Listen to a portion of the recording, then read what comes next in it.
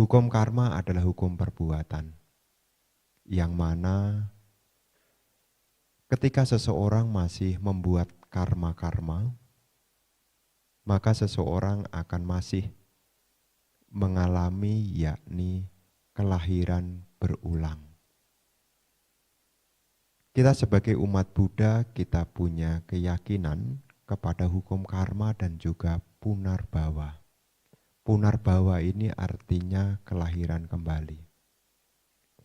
Jika seseorang dalam hidup ini belum melenyapkan secara total loba dosa moha, belum melenyapkan total yakni pengotor-pengotor batin, maka seseorang akan masih mengalami kelahiran berulang.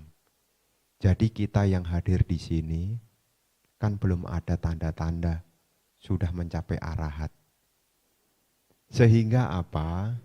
Sehingga kita masih punya peluang besar bahwasanya kita ini masih akan lahir kembali.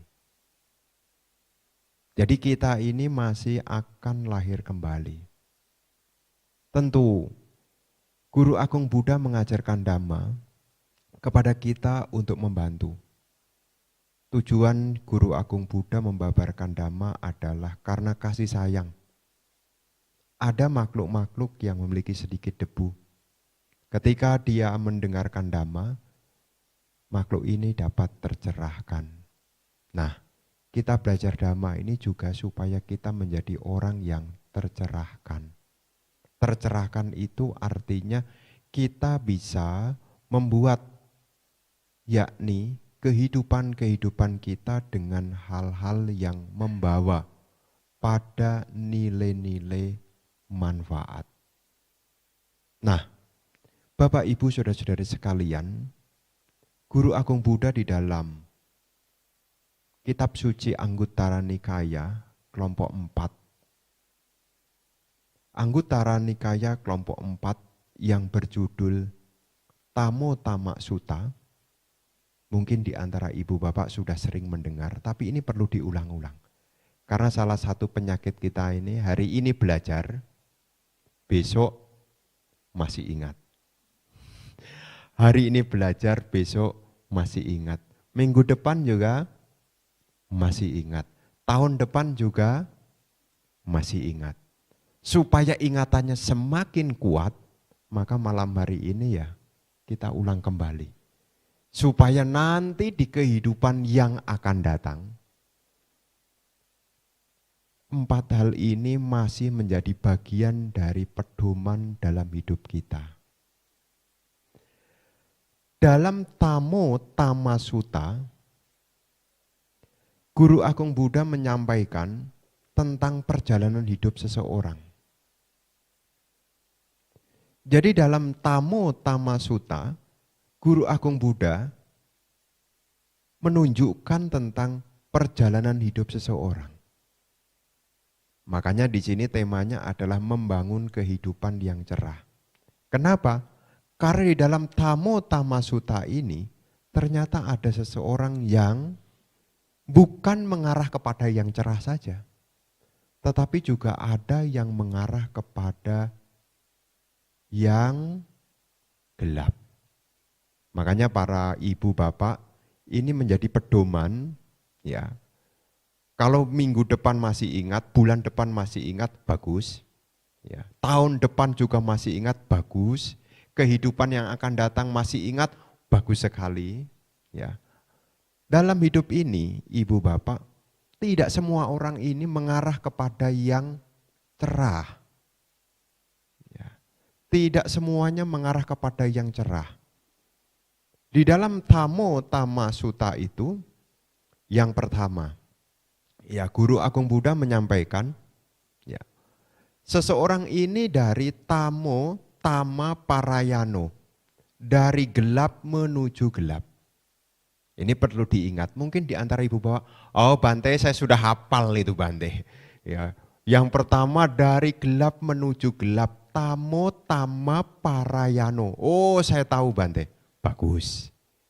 Kalau hari ini diingatkan, ingatannya kan jadi lebih lebih bagus. Apa itu Ibu Bapak perjalanan hidup seseorang dari gelap menuju gelap? Ya.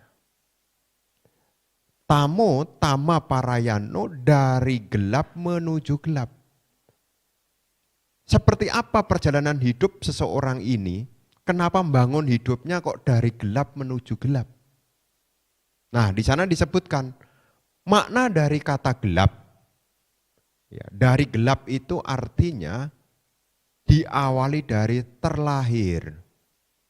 Dalam kehidupan sekarang, terlahir dalam keluarga yang rendah. Ya, lawan kata keluarga terhormat apa? Ya, saya takutnya salah terjemahkan. Lawan kata dari keluarga terhormat apa?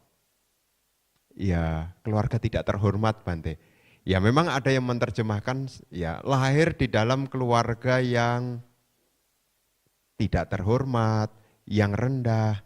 Itu dianggap sebagai dari gelap. Lahir di keluarga yang tidak terhormat, untuk mencukupi kebutuhan itu serba es, sulit, sukar, susah, ya. Perawakannya juga banyak kekurangan, artinya secara tubuh ini tidak sempurna. Kekayaan tidak memiliki. Ini diibaratkan dari gelap. Nah, karena dalam hidupnya sudah dari kondisi gelap, jeleknya lagi tidak mengenal dhamma. Ya, jadi ibu bapak sekarang, ya meskipun dalam tanda kutip dari gelap, jangan berkecil hati. Ya, tapi saya lihat sih orang Solo ini sih terang-terang ya. Ya terang artinya ya keluarganya bagus, sehari juga makan juga tidak kurang sampai bungkus-bungkus ya. Ya, kemudian ya ada bahan lah, tidak kurang lah. Ya, jadi kalau seandainya di posisi yang demikian, ya ada ya dari gelap menuju gelap, dia tidak mengenal dhamma. Ingat loh ya, di dunia ini tuh ada 4 jenis cahaya. Ya, ada 4 jenis cahaya. Ada cahaya matahari namanya Surya Loko, ada cahaya rembulan namanya Candaloko atau Candra Loko, ya. Ada cahaya api Agiloko, dan ada yang keempat adalah Panyaloko, cahaya kebijaksanaan. Nah, karena dia tidak bertemu dengan Dhamma, pikirannya diliputi dengan pikiran yang buruk. Ucapannya juga diisi dengan ucapan yang buruk. Dan perbuatannya juga diisi dengan perbuatan yang buruk. Dikatakan di sana, ketika hancurnya tubuh jasmani, dia terlahir kembali di alam menderita. Ini perjalanan hidup seseorang dari gelap menuju gelap. Nah, ini jenis yang pertama. Ya. Kemudian yang kedua adalah tamo joti parayano. Perjalanan hidup seseorang sekarang dari kondisi yang gelap tetapi menuju yang terang. Tadi didefinisikan bahwasanya kalau dari gelap itu dari keluarga yang tidak terhormat, untuk memenuhi kebutuhan hidup juga sulit, terlahir dengan kondisi badan yang tidak sempurna. Tetapi dia punya cahaya berupa cahaya kebijaksanaan, sehingga dia bisa dari gelap menuju terang. Karena punya cahaya kebijaksanaan, dia berpikir yang baik, berucap yang baik, dan punya perilaku yang baik. Ini perjalanan hidup. Ya, dari gelap menuju terang. Jadi kita tahu ternyata dalam hidup ini ada perjalanan hidup orang itu ada 4 jenis ini. Jenis yang pertama dari gelap menuju gelap, yang kedua dari gelap menuju terang. Ya. Karena dia mengenal Dhamma, berpikir yang baik, berucap yang baik, perbuatannya juga baik. Ketika hancurnya tubuh jasmani ini, dia terlahir kembali di alam bahagia. Jadi dari gelap menuju terang. Kemudian yang ketiga, ini perjalanan hidup seseorang juga. Dari terang menuju gelap. Joti tama parayano. Dari terang menuju gelap. Dari terang menuju gelap. Dari terang artinya dalam hidup sekarang, dia lahir di keluarga terhormat. Lahirnya di keluarga terhormat. Dia juga dipenuhi dengan berbagai macam kekayaan. Untuk mencari makan, mencari minum, pakaian, sampai berlimpah-limpah. Perawakannya juga enak untuk dilihat. Tubuhnya sempurna. Tetapi karena tidak mengenal Dhamma,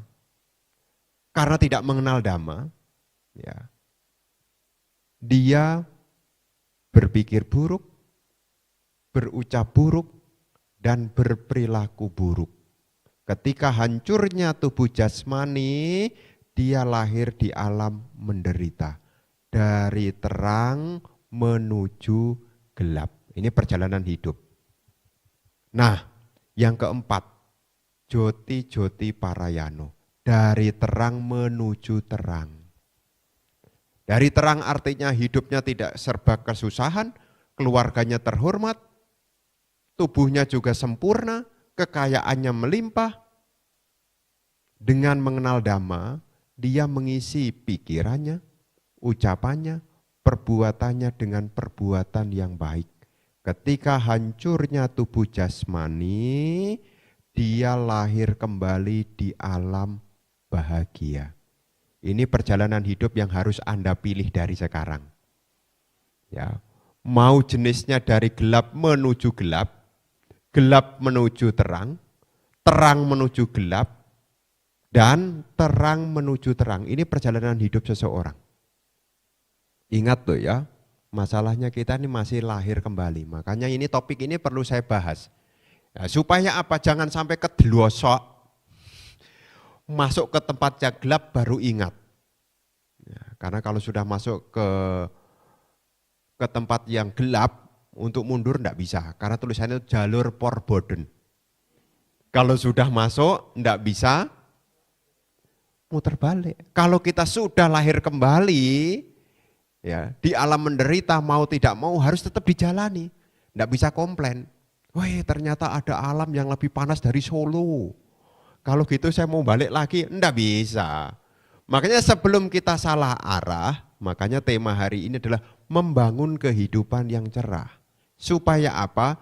Sekarang kita bahagia, nanti kita akan bahagia. Kalaupun sekarang kita tidak bahagia, nanti hidupnya bahagia. Ya, makanya kita perlu menggunakan waktu untuk mendengarkan Dhamma supaya apa? Kalaupun sekarang kita tidak bahagia, yang akan datang, apakah minggu depan, apakah esok, ya, apakah tahun depan, ataukah kehidupan yang akan datang, ya, kita bisa bahagia. Kenapa? Karena Dhamma itu punya 3 ciri. Adi kalianang, maje kalianang, pariyosa panak kalianang. Indah pada awalnya, indah pada pertengahannya, indah pada akhirnya. Artinya apa? Kalau orang mengenal Dhamma, ya sedikit atau banyak, akan yang pertama indah dalam perilaku. Ya. Nanti akan berkembang indah dalam pertengahannya, indah di dalam ketenangan. Dan yang ketiga adalah indah di akhir, indah karena punya kebijaksanaan. Makanya 3 hal ini seringkali disebut sila, samadhi, panya. Jadi kita belajar dhamma itu yang pertama kita merubah perilaku kita. Makanya Guru Agung Buddha di dalam syair Dhammapada 276 disebutkan di sana, tumhehi kicang matapang akataro tatagato.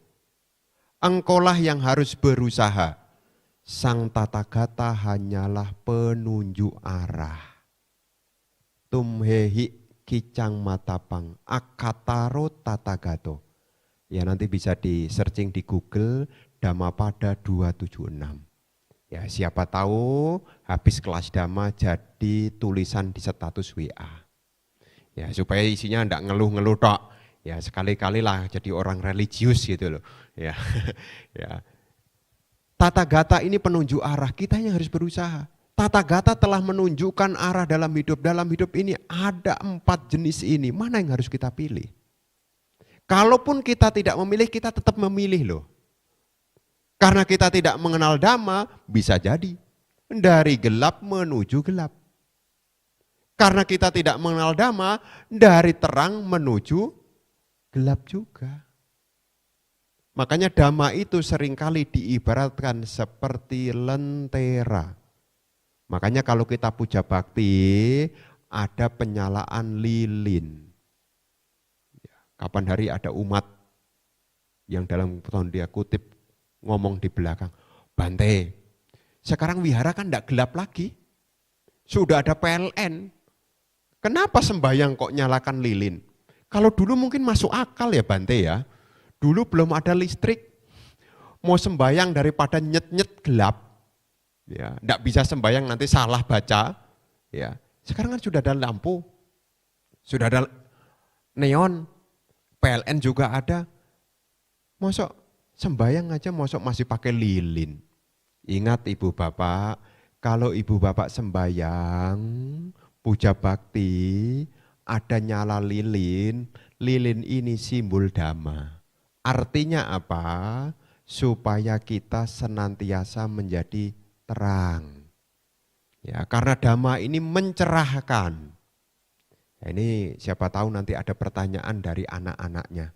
Mama, nah, kita umat Buddha ini sembahyang bawa lilin. Untuk apa? Enggak, saya hanya niru di wihara kok. Di wihara pakai lilin ya pakai lilin.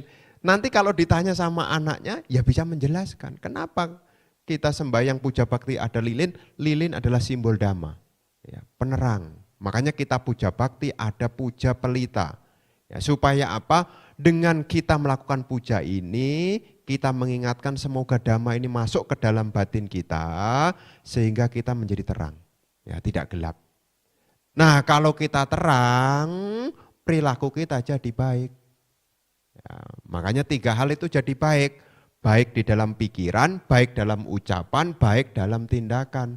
Makanya kalau kita punya puja bakti, tradisi kita puja bakti di depan altar Sang Buddha, bakar hio-hionya 3. Memang ada pemaknaan hio 3 itu maknanya adalah puja kepada Tiratana Buddha Dhamma Sangha. Tapi ibu bapak, kita tahu ya, menyalakan dupa itu kan supaya wangi. Dan aroma yang paling wangi kan aroma kebajikan. Dan kebajikan itu bisa kita lakukan melalui 3 hal. Pikiran, ucapan, dan perbuatan. Kenapa hal ini Bante sampaikan dan singgung? Ini ada lanjutannya. Lanjutannya apa? Karena ada sebagian orang tua yang memeluk agama Buddha ini tidak tahu ceritanya. Ya, sampai-sampai tidak bisa menjelaskan. Ya. Karena tidak bisa menjelaskan, dianggap bahwasannya agama Buddha ini hanya sekedar ya kuno lah. Sehingga apa? Anak cucunya tidak ada ngikutin. Karena apa? Orang tuanya tidak jelasin. Ya. Jadi tidak pernah menjelaskan. Sehingga apa? Anak cucu tidak ada ngikutin. Dianggap ini sudah ketinggalan zaman, tidak usah diikuti. Padahal maknanya dalam. Ya. Bakar hio 3, ucapannya baik, pikirannya baik, perbuatannya baik. Kalau 3 hal ini baik, ini bisa, kalau gelap bisa jadi terang, Kalau terang, semakin terang. Makanya dalam membangun kehidupan yang kita jalani sekarang, supaya kita cerah, kita harus ingat yang pertama, diawali dari 4 jenis perjalanan hidup ini. Dan kita bertanggung jawab atas kehidupan kita sendiri. Ya, jadi dalam Buddhis ini, kita ini bertanggung jawab atas kehidupan kita sendiri. Makanya tadi di dalam Dhammapada 276 disampaikan, Sang Tathagata adalah penunjuk arah, engkaulah yang harus berusaha. Dan Dhamma ini bisa dibuktikan. Ya, kita bisa lihat kok, apa sih Bante, apakah ada orang dari gelap menuju gelap? Anda bisa lakukan eksperimen. Apakah ada orang yang dari gelap menuju terang? Anda bisa eksperimen juga. Dari terang menuju gelap, Anda juga bisa saksikan. Dari terang menuju terang, Anda juga bisa saksikan. Karena Dhamma ini bisa dibuktikan. Dan Dhamma ini mencerahkan. Ya, bukan sebuah ritual, tetapi ini membantu supaya kita punya pola pikir yang benar. Makanya 4 jenis manusia itu tadi di awal perjalanan hidup ini saya sampaikan. Supaya ibu bapak dari sekarang sudah punya pesanan. Mau gelap menuju gelap, mau gelap menuju terang, mau terang menuju gelap, atau dari terang menuju terang. Nanti sepulang dari sini direnungkan. Saya mau pilih yang mana ya? Karena kalau tidak punya impian, ya kita hanya menghabiskan waktu. Ya, tahu-tahu sudah sore. Ditanya ada kemajuan apa, rasanya sama. Ya, sekarang tambah hari tambah tua, apa yang dirasakan? Sama. Pencapaiannya apa? Sama. Makin baik atau makin buruk, kayaknya sama. Ya. Jadi kita mengenal Dhamma ini ya supaya kita punya gambaran. Ya. Karena kalau kita punya 3 hal, pikiran ini baik, ucapan ini baik, perbuatan kita juga baik. Ya, namanya dalam bahasa Dhamma namanya punya bisangkara, memiliki simpanan kebajikan. Ini akan membawa kepada patik sandi melanjutkan menuju alam yang baik. Tetapi kalau 3 hal ini diisi dengan keburukan, namanya api punya, ya, apunya bisangkara, apunya a itu tidak punya simbunan kebajikan, ya. Nanti patik sandi kita ya bisa mengarah ke alam menderita. Makanya ketika kita belajar Dhamma, ya supaya kita cerah maka kita harus menata. 1, pikiran kita, 2, ucapan kita, 3, perbuatan kita. Ya. Jadi ibu bapak saudara-saudari sekalian, kenapa hal ini diingatkan? Ya supaya ibu bapak menata kembali pikiran, ucapan, dan perbuatan. Makanya kalau saya ngisi kelas Dhamma ini sebetulnya saya seneng loh. Ya seneng loh, saya ngisi kelas Dhamma itu sebetulnya seneng loh. Senengnya apa? Seperti orang terima undangan resepsi. Kenapa seneng? Karena sebelum terima undangan, seperti perumah tangga nih, sebelum pergi hajatan, sebelum meninggalkan rumah, apa yang dilakukan oleh perumah tangga? Sebelum pergi hajatan, sebelum meninggalkan rumah, apa yang dilakukan? Yang tidak pernah ketinggalan adalah berhias. Betul kan ya? Ya, berhias artinya pada saat berhias di situ kita bercermin. Karena kalau berhias tidak punya cermin, masalah loh. Betul enggak ibu-ibu? Siapa yang pede di sini? Berhias tanpa cermin? Karena untuk membangun kehidupan yang cerah, kita harus bercermin. Makanya kalau saya mengajar kelas Dhamma begini, sebelum saya mengajar itu seperti saya cermin dulu. Bagaimana pikiran saya? Bagaimana ucapan saya? Bagaimana perbuatan saya? Jadi kalau diundang menyampaikan begitu seolah-olah bercermin kembali. Oh iya, kemarin saya mikirnya buruk . Wah, kemarin ngomong saya juga kasar. Ya, wah, kemarin ada perbuatan yang tidak sesuai.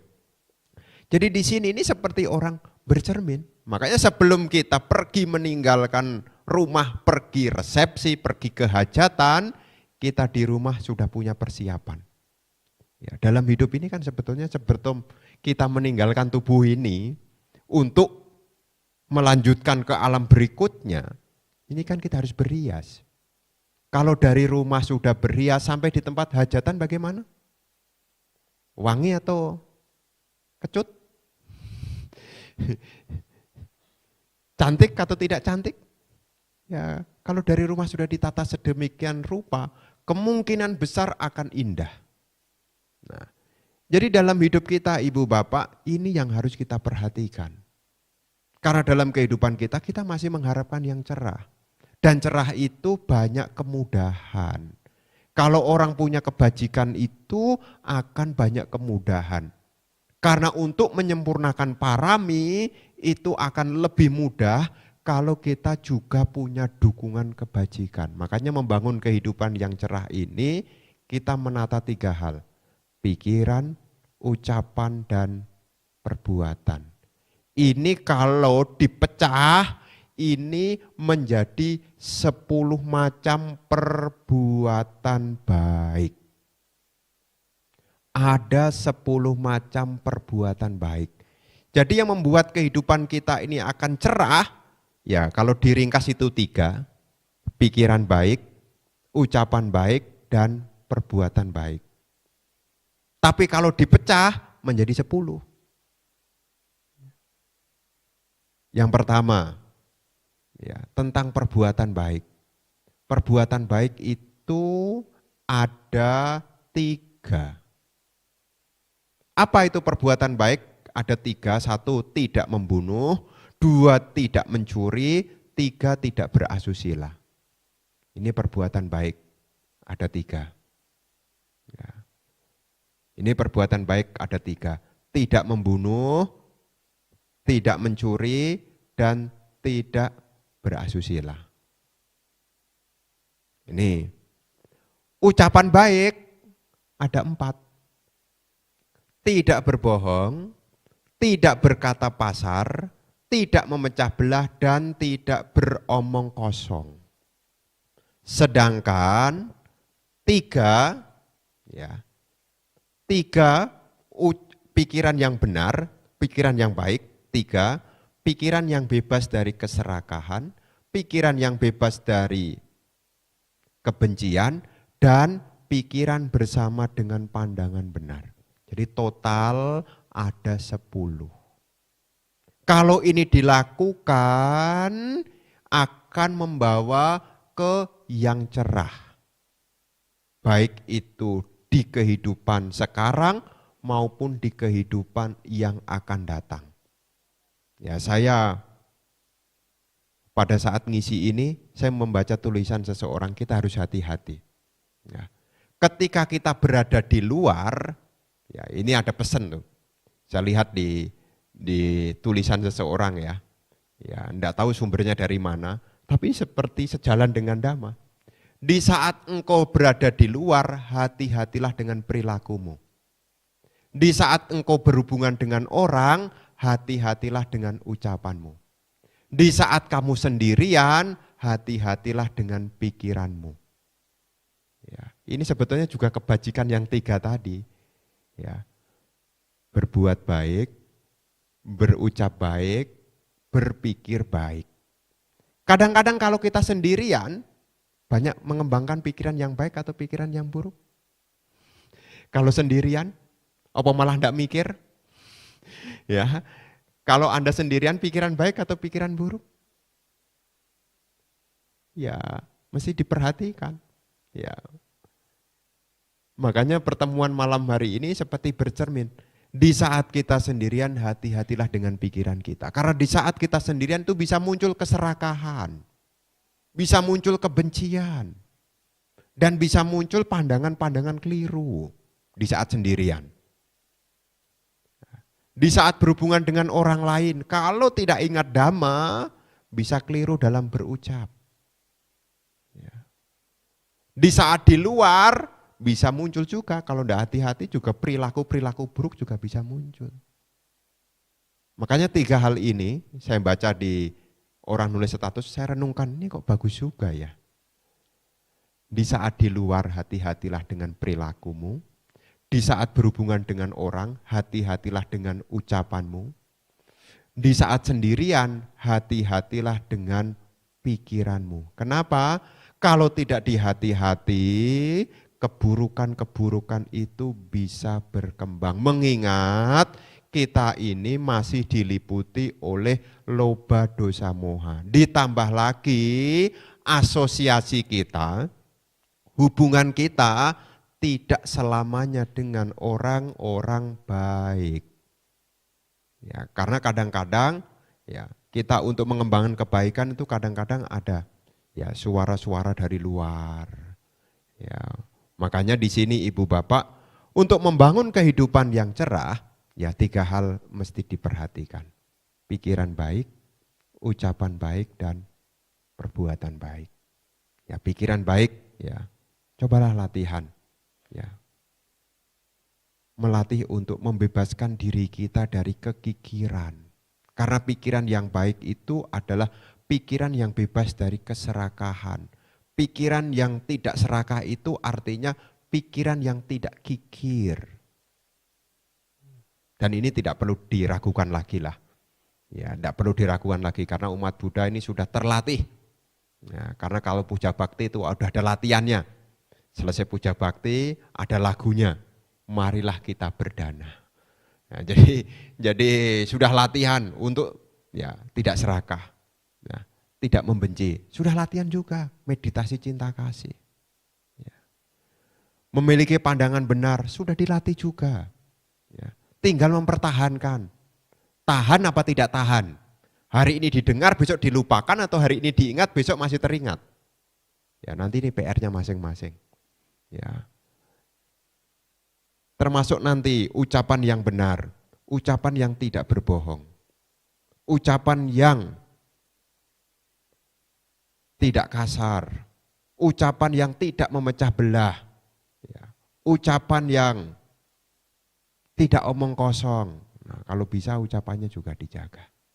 Makanya ketika ibu bapak latihan meditasi, ya ibu bapak latihan untuk tidak banyak berbicara. Ya kapan hari ada ODM, tapi setelah ODM ternyata peminatnya kurang. Ya, atau jadwalnya enggak dapat ya. Ya, jadi peserta ODM enggak banyak. Ya, tapi enggak apa-apa lah. Ya, enggak apa-apa. Tadi kan saya bilang, ya kalau saya diundang sih seneng aja. Kan seperti terima undangan tadi. Ya, kalaupun ya seperti bercermin berhias. Ya. Jadi berhias itu ya bukan untuk orang lain, ya untuk diri sendiri. Ya. Jadi dengan kita latihan ucapan yang benar, ini akan membuat yakni kehidupan kita menjadi cerah. Masa depan kita akan menjadi cerah. Ya termasuk ya sila, tidak membunuh, tidak mencuri, dan tidak asusila. Dan ini seringkali disampaikan. Memang ibu bapak saudara-saudari sekalian, satu keberkahan bagi kita kalau dalam hidup ini kita bisa bertemu dengan Dhamma. Ini satu keberkahan. Terkhusus ya umat Buddha di Dhammasundara ini ya punya satu kesempatan yang baik. Hampir setiap bulan ya kurang lebih ya bisa berjumpa dengan para biku. Ya meskipun bikunya cuma sebentar, mending ya daripada tidak. Ya karena ditawar-tawari dari Solo jadi biku juga belum ada. Ya, jadi ya demikianlah adanya.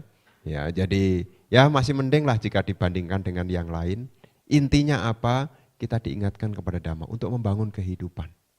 Karena kehidupan kita ini masih terus berputar. Soalnya dalam hidup ini kita belum mencapai arahat. Jadi kita masih lahir kembali. Ya, dunia yang kita jalani ini tidak kekal. Maka kita harus susun dari sekarang. Sebisa mungkin latihan pikirannya yang baik. Mengisi pikirannya dengan pikiran yang baik. Mengisi ucapannya dengan ucapan yang baik. Mengisi perbuatannya dengan perbuatan yang baik.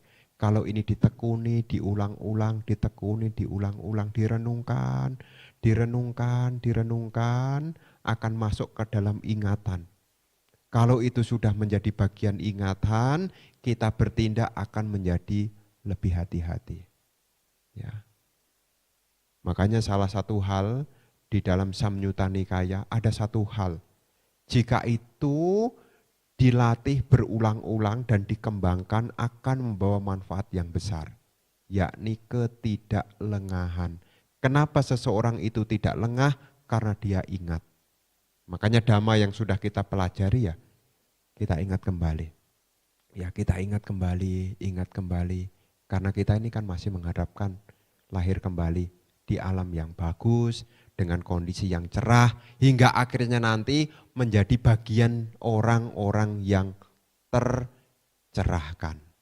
Ya kayaknya di antara ibu bapak saudara-saudari sekalian, rasanya kan dalam hidup ini belum kelihatan tanda-tanda arahat. Ya, jadi sekarang ngumpulkan kebajikan, ya, pikirannya yang baik dikembangkan, tutur katanya yang baik dikembangkan, ya, di rumah juga bisa kok. Jadi berbuat baik tidak hanya di wihara, ya, di rumah juga harus berkontinu. Jangan sampai 10 macam kebaikan itu hanya dilakukan di wihara. Diajak gosip, oh enggak, kenapa? Soalnya di wihara. Kalau di rumah, nanti kalau gosip di rumah aja ya, di sini jangan ya. Enggak, kalau bisa harus terintegrasi. Ya. Di sini juga 10 kebajikan dilakukan, di rumah juga 10 kebajikan juga dilakukan, dimanapun 10 kebajikan itu juga dilakukan. Ya kadang-kadang umat Buddha ini kalau enggak diulang-ulang, kadang-kadang baiknya cuma di wihara. Nah, baiknya di wihara. Masa ada sih Bante? Ada. Tapi kelihatannya orangnya tidak hadir. Ya, jadi ada baiknya itu di wihara. Setelah sampai rumah tidak ada baiknya.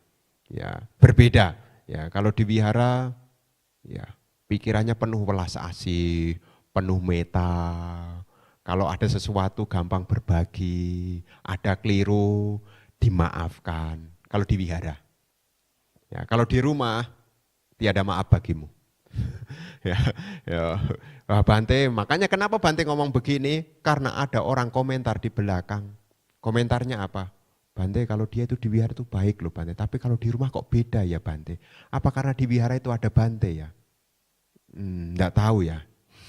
Enggak tahu ya. Mestinya sih tidak ya saya bilang. Kalau dia mengerti dhamma dan ingat dhamma, mestinya ya di wihara ya baik, di rumah juga tetap baik, di mana-mana ya tetap baik ya, semestinya ya saya bilang gitu. Ya bukan pembelaan ya, tapi mestinya begitu ya. Jadi 10 macam kebaikan itu ya hendaknya ya harus dikembangkan dimanapun. Kalau lupa, inilah gunanya kelas dhamma, diingatkan kembali. Oh iya Bante, kemarin saya ada yang keliru. Nah, jadi inilah pentingnya kelas dhamma, ya bagian daripada kita bercermin. Karena dhamma itu sekali lagi bukan dijadikan bahan untuk menyerang pihak lain. Ya, dhamma itu juga bukan bagian untuk bahan debat. Tapi dhamma itu adalah bagian yang harus kita praktekkan. Ya inilah yang ingin Bante sampaikan di dalam kelas dhamma malam hari ini. Ya, penyegaran kembali, ya diingatkan kembali supaya punya tekad.